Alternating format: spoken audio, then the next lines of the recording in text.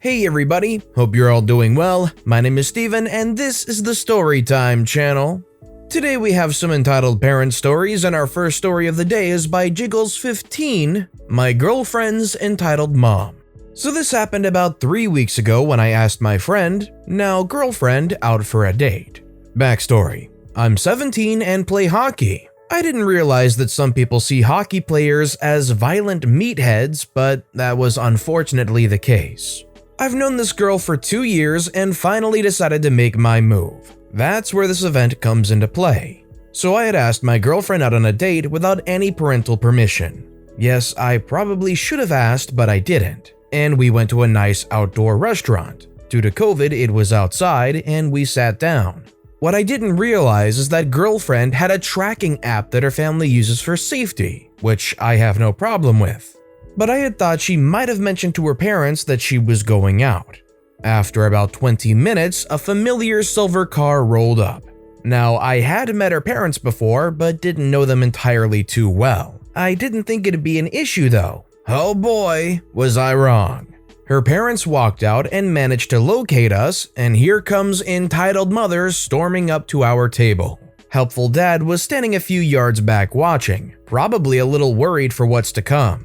"What is this? Why didn't you tell us you were leaving?" Entitled mother said. Now, I must mention she isn't your typical entitled mother. She has black hair and light brown eyes and, trying not to make this sound weird, but was a very pretty woman. Not that it matters, so I digress.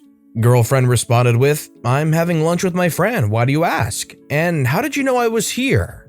Entitled mother explained she had the app, which girlfriend seemed to become a little flustered by. "And who is this here?" Entitled mother said, staring daggers into my soul. I stood up and held out my hand to shake hers and introduced myself. "Hi, Mrs. Girlfriend's last name. I'm me. I think we've met before." She reluctantly shook my hand and said, "Yes, I know we have," in a snarky way. Helpful dad walked over and shook my hand with a smile. I had brought my track bag from the high school hockey team to the restaurant. I bring it everywhere I go, and entitled mother noticed it. "You play hockey? Hockey players are gross."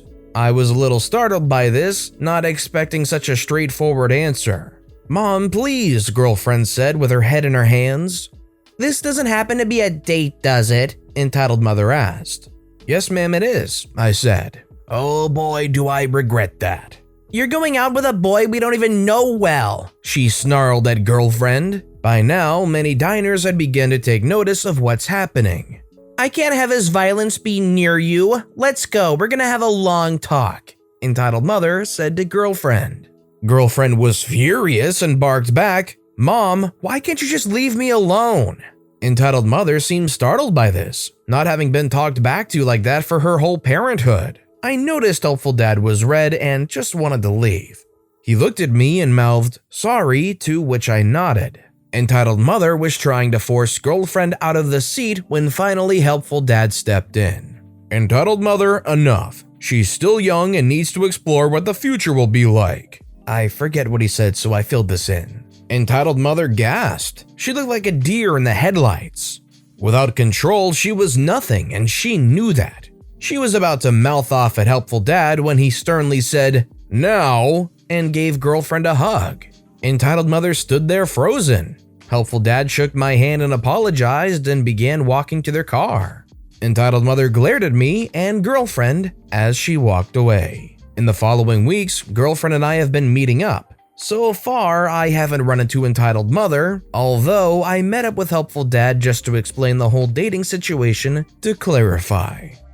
Let me ask you guys, is there some kind of threshold that makes it appropriate for a parent to butt in on who their child is seeing? Let me know what it would take, in your opinion, for it to be appropriate for a parent to say, "No, you can't be around that person." Let me know in the comments down below.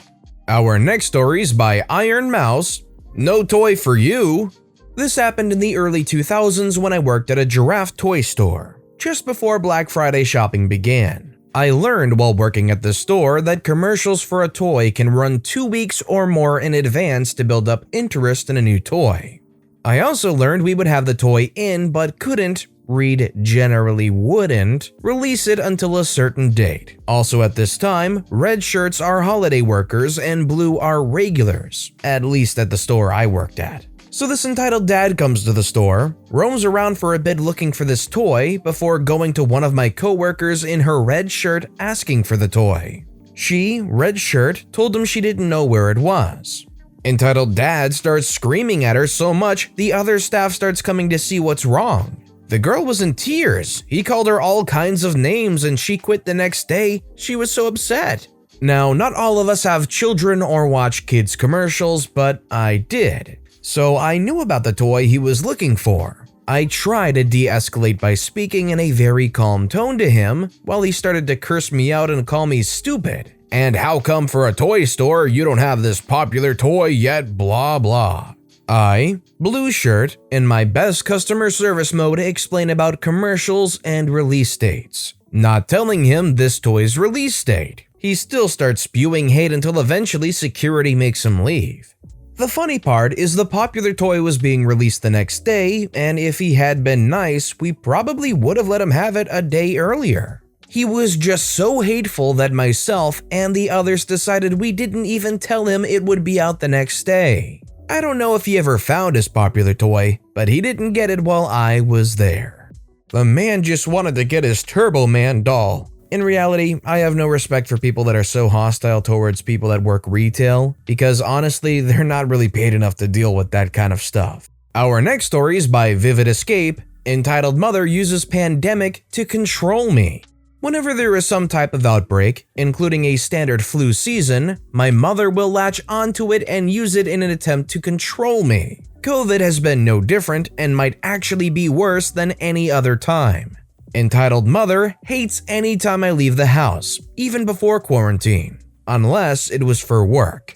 I would always be heckled and harassed for going out. Need to get new clothes? Why do you have to go out? Needed to get out of the house in the middle of winter? You don't always need to go out, you know. Needed to visit a friend having a crisis or to visit my long-term partner? You never think about us. Now, with the pandemic happening, she's gotten much worse. Between March and June, I was at home every single day. I never left for anything. At the beginning of quarantine, I tried going for walks because I knew it would be good for my mental and physical health. My mother screamed at me that I was putting the family in risk by going out. Now, where I live, it's fairly easy to go for a walk and avoid people. I even took a mask just in case people got too close. Carried sanitizer with me, and changed and washed my clothes as soon as I came into the house. It finally got to a point where she wouldn't allow me outside the house and said I could only do my walking in the backyard. Our backyard is large enough for a circular pool, a shed, and a raised garden bed. When I started doing it every day, she complained that I was going to wear paths into the ground and demanded I stop, so I gave up on my walks. I complained to my friends about this as my weight began to climb and my mental health was taking a hit. One offered to do yoga through video chat and I happily accepted. The first session went over well and I was happy to do more. The second time, I warned my parents that I would be busy doing yoga. Well, my mother completely disregarded my warning and decided to barge into my room talking to me about some type of decoration she wanted to put up. She saw what I was doing and walked away. I apologized to my friend and we carried on. Third time, I warned my mother again and then she started complaining. I don't see why you need to do that. Don't you have other things you should be doing? This is something I need to be doing. This is good for my well-being. My mother let out a dramatic sigh. You spend all day on the computer and you think I should just leave you alone for an hour? You could help us with chores or make dinner for us. I should note that when she says I spend all day on the computer, she's referring to the fact that I was working from home during quarantine. She knows this and knows that I cannot just walk away to help her with household chores. I understand her frustration, however, I am doing my job. Anyway, this caused an argument about me doing yoga on the computer. Over the next week, she kept bringing it up about how it's a silly waste of time, how I need to be more useful, and how I'm always on the computer. The day before, I told my friend I had to stop because it was upsetting my mother. I should also mention that my mother was home from her seasonal job since November and wouldn't go back until May. My mother always acted like she was always cleaning on her days off and couldn't handle all of it. I watched her and made mental notes of what she was doing. My mother's typical schedule was to wake up, drink coffee, watch the news for a few hours, take a nap, get up, start dinner, watch TV with my dad, go to bed. When she would do the work, she'd complain and scream at me. I would help out when I could, but it was never enough. I would clean the bathrooms for her.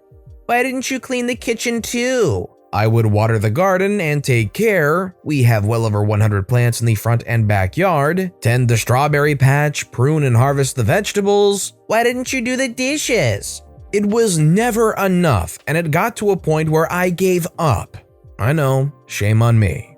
Things continued to get worse. I started getting pulled away from my laptop so I could take care of things for my parents. And yes, she was still very aware that I was supposed to be working.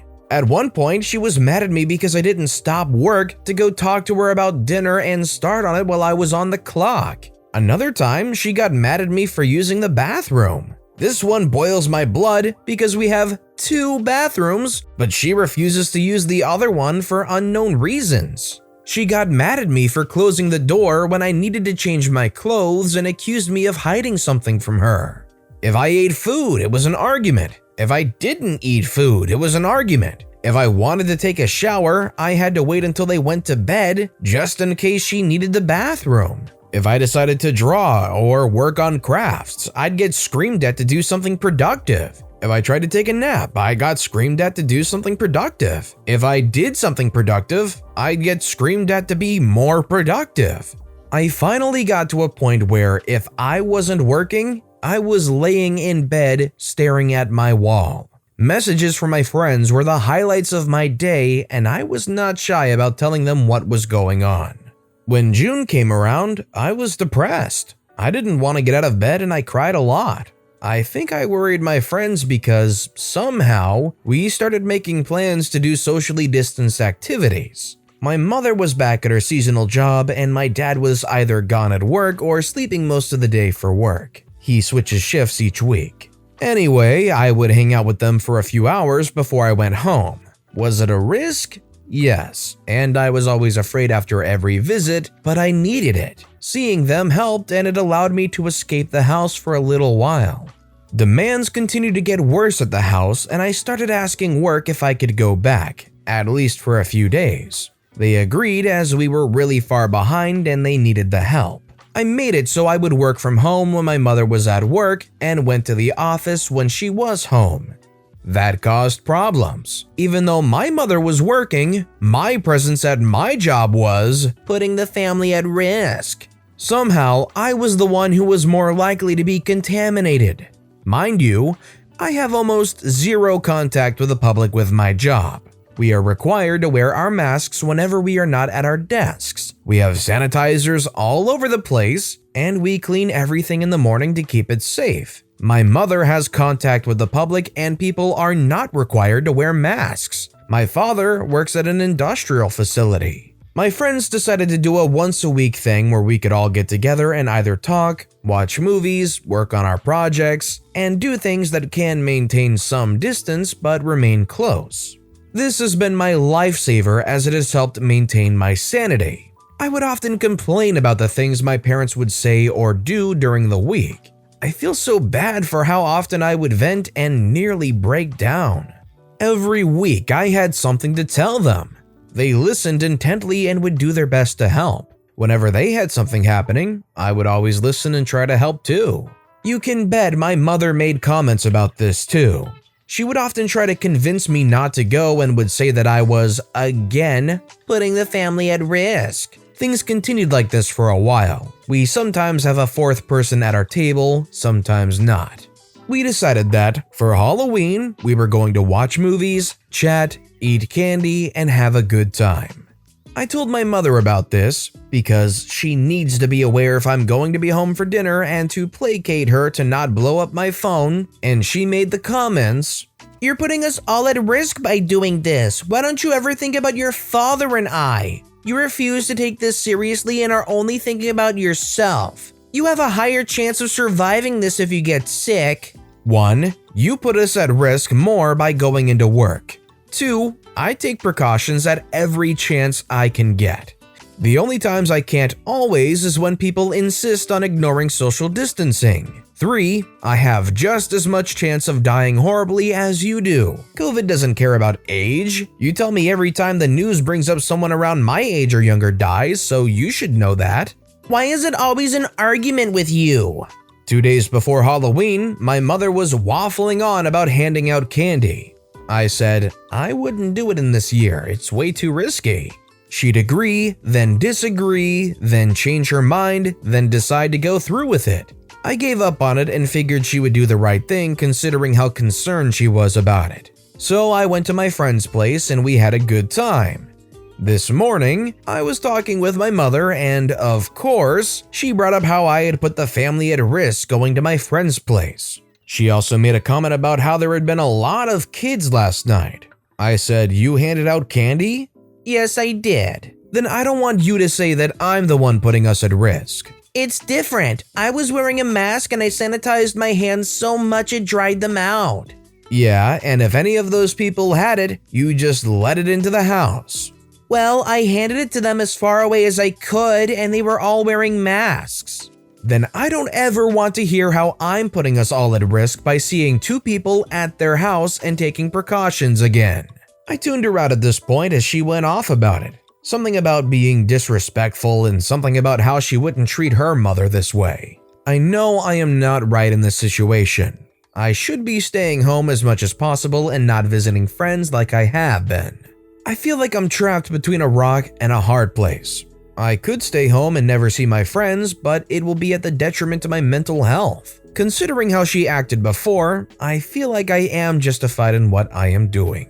So, in my honest opinion, I think if OP could find a cheap place to move and could support themselves financially, they need to get out of there because it just keeps bubbling over and it's so toxic between you and your parents. OP needs to be able to just get out of there and out from under that umbrella because OP's mother is absolutely trying to totally control them. And they obviously don't care about double standards, they obviously don't care about anything but what benefits them or what makes them happy. Yeah, we could all be doing the absolute maximum, but for your mental health, going out once in a while with your friends while taking the utmost precaution isn't going to be the end of the world. And OP's mother should realize that.